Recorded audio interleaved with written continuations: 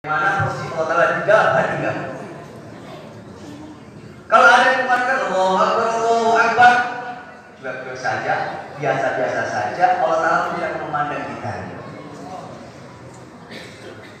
Ada kalau Subhanahu wa Ta'ala kasrotuhu pada dia berjalan dari masjid ke masjid, berapa pahalanya coba? Maka kalau ada jamaah begitu enggak ada dosa. Tapi ini akhirat Allah Subhanahu wa Ta'ala, amal agama yang menjadi bekal kita, yang menjadi tombak usul nasib kita. Kita kok biasa-biasa saja dengan amal, nggak kembali otak kita. Otak kita ini di mana? Akal kita di mana? Maka jadi Allah Subhanahu wa Ta'ala yakin. Kasratul khutbah dalam masjid, banyaklah jalan ke masjid. Di mana saja? Dari kantor dengan azan ke masjid. Di pasar azan ke masjid. Kecuali ada hal-hal yang mungkin insiden dan sebagainya, ujian sebagainya. Ada baru dua poin. Ketiga apa?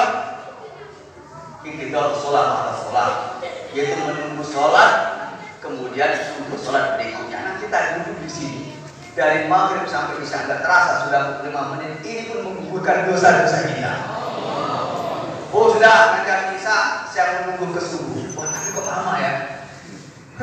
Kalau maghrib ke isya cukup 5 menit, bisa duduk santai dengan majelis sambil ketawa-ketawa. Yang beri dosanya saya ini makan gula enak. Dari subuh dari isya ke subuh berapa jam coba? Siapa mau beri majelis Pak? Kayaknya nggak bisa dari isya, terlalu banyak orangnya. Kan mau pulang, ada istri, ada anak, mau tidur istirahat. Oh nggak apa-apa bisa. Maka saya katakan adalah niat, saya niat habis isya ini saya niat menunggu sampai subuh. Walaupun pulang ke rumah maka dihitung pahala kita. Itulah agama. Enggak seperti kita. Kita kerja itu dapat gaji. Ya. Orang kerja dengan pemborong. Saya niat Pak kerja 7 hari. Mana duitnya? Oh parah. Bekerja kasih duit, tapi Allah enggak. Allah cukup niat saja kebaikan terus dikasih pahala. Kalau kita enggak mau kan kebablasan kita. Malah kadang-kadang itu pun tidak menjadikan di dunia. Kadang-kadang kita kerja 7 hari dari Senin sampai Sabtu, begitu hari Sabtu gajian, mandornya kabur dia gaji. Jadi dunia ini tidak ada janji yang pasti. Tetapi Allah Ta'ala belum dikerjakan yang amal agama sudah janji, apalagi sudah dikerjakan pasti dan pasti. Tapi kenapa kita belum yakin? Masih kayak memilih. Kita sholat. Maka Bapak sekalian pulang ke rumah nanti niatkan 3 perkara yang adalah kehidupan kita. Insyaallah ini baru 2 hadis ini. Sudah mau isya. Dan terakhir Nabi mengatakan badalikum murifat. Itu 3 perkara jika diamalkan menjadi benteng seorang muslim. Ini yang terakhir penting. Jadi orang Islam yang kuat pertama menjaga wudunya. Yang kedua berjalan ke masjid, yang ketiga menunggu sholat. Padahal itu muriman adalah benteng. Kalau namanya benteng ini akan bisa menghalangi musuh. Musuh nyerang lepas, setan nyerang lepas. Enggak bisa nyerang musuh. Setan nafsu enggak bisa nyerang kita. Karena apa? Kita sudah punya benteng. Tapi kalau Islam 3 ini enggak ada, mudah.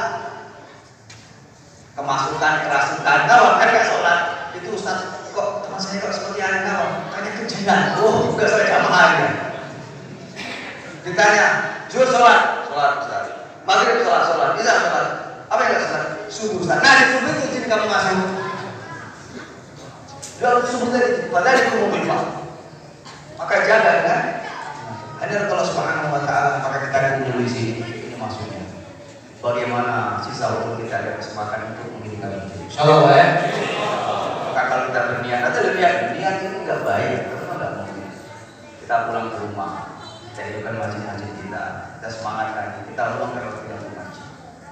Nanti di hari kiamat seluruh bangunan akan hancur juga Allah. Menjelang hari kiamat seluruh bangunan, mall paling satu hancur, kantor-kantor akan hancur, bangunan akan hancur. Seluruh bangunan yang untuk berzikir kepada Allah Subhanahu wa Ta'ala maka akan naik ke atas. Maka kalau kita sering di masjid, maka kita akan diselamatkan oleh Allah Subhanahu wa Ta'ala. Ada Allah Subhanahu wa Ta'ala demikian saja. Insyaallah kita bisa akan disambung lagi. Kita bersabar. Allah Ta'ala Subhanallahi wa bihamdihi, subhanallahi. Assalamualaikum warahmatullahi wabarakatuh.